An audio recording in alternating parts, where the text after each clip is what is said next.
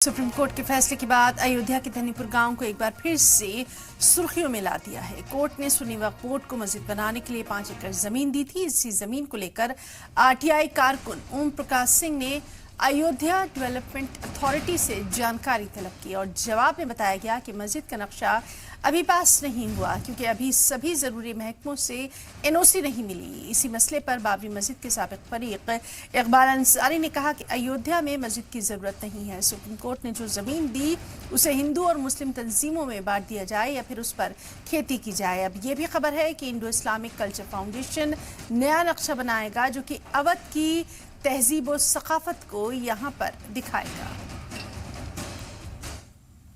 लोग चाहते हैं कि जहाँ पे जमीन मिली है वहाँ ऑलरेडी मस्जिद है, वहाँ मस्जिद जो है मस्जिद की जरूरत नहीं है।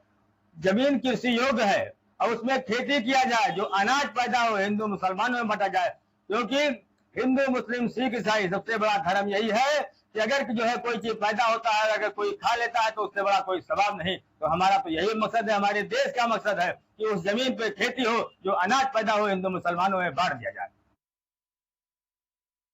तो मैंने अयोध्या विकास प्राधिकरण को जो है एक आरटीआई लगाई कि नक्शे की वास्तविक स्थिति क्या है ये बताया जाए।